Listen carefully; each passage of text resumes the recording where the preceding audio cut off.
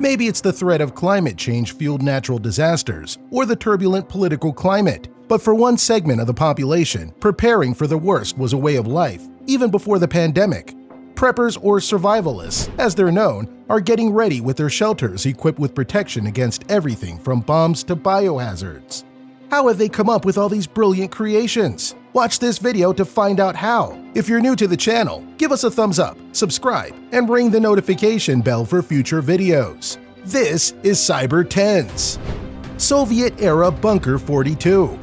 There's an amazing tunnel system snaking beneath the streets of Moscow, leading to a secret Cold War fortress, once codenamed Bunker 42. Due to the historical significance of this bunker's occupants, it's become a site for tourists fascinated by the world wars. The bunker contains all that would be necessary to continue leading the nation from beneath the earth. It's composed of 4 parallel tunnels, only one of which is open to visitors. The tunnels are divided into isolated sections with metal-lined walls, strategically located inside a hill in the Tendansky district due to its proximity to the Kremlin, allowing quick access to the bunker for Stalin and the premier tier of government officials within the USSR. Bunker 42 wasn't completed until 1956 and was thankfully never put into use in its full capacity. Rather, it spent the subsequent 3 decades as an airstrike command base, communicating with transporting strategic bombers, carrying out nuclear weapons, until the political climate began to shift in 1986. Vivos XPoint. Whether it's nuclear warfare or a zombie apocalypse that triggers the end of the world, Vivos Groups wants you to be prepared.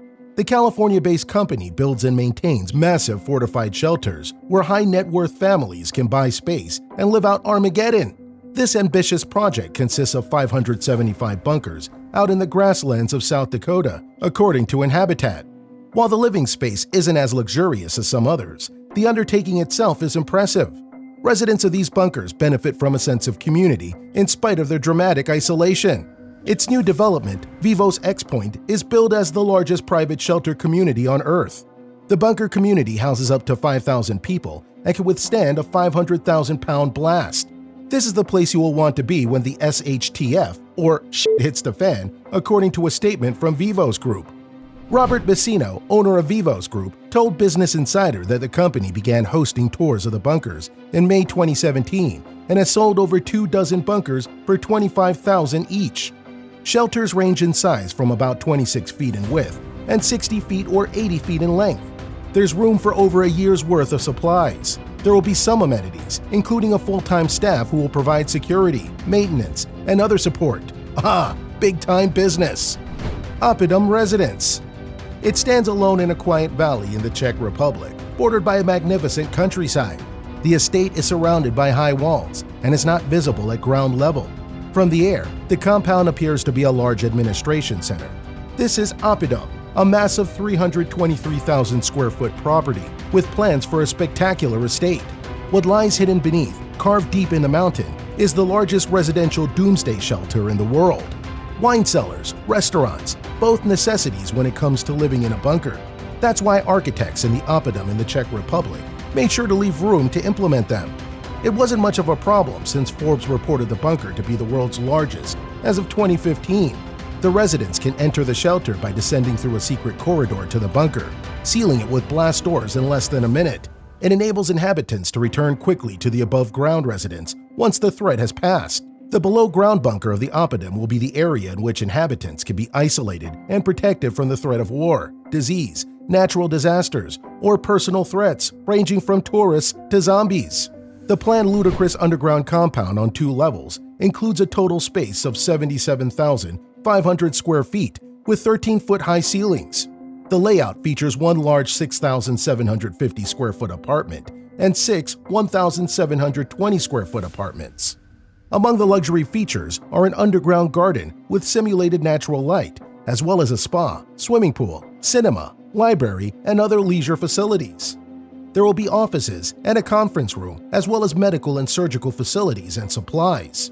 Custom private vaults will be designed to store valuables and personal art collections. The entire Oppodum complex can be operated from an underground control center, with exclusive access to communication networks internally and to the outside world. Underground World Home. Pictures of the Underground World Home are difficult to come by, as most of it was not viewable from the surface. The low-speed films of the time also made it hard to take pictures inside the home. This publicity photo from the fair shows the rectangular roofed entrance complex, which included a snack bar just to the left of the General Foods arch. It even included a subterranean patio and garden, complete with artificial plants and trees, in an effort to help make the place less claustrophobic. No worries about mosquitoes while sitting in this patio at night. As can be imagined, this was a tough sell, and the hope for flood of orders failed to materialize. The high cost of underground construction limited sales to wealthy individuals, such as Jerry Henderson, the founder of Avon Cosmetics, who commissioned homes outside Boulder, Colorado, and Las Vegas. Undaunted at the overall lack of success, Swayze theorized that if he could only show people the merits of his concept, they would order enough houses to lower the overall construction costs. New York Missile Silo. A decommissioned missile silo in Ellenberg Center, New York, has blasted onto the market for $600,000.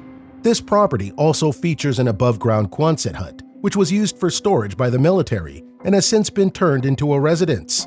The locale of this property near the Canadian border is somewhat remote, with good reason. They put them in that area to be away from everybody and everything.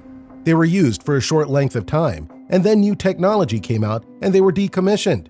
Once they were no longer in need, the 12 silos in New York were initially offered to local governments.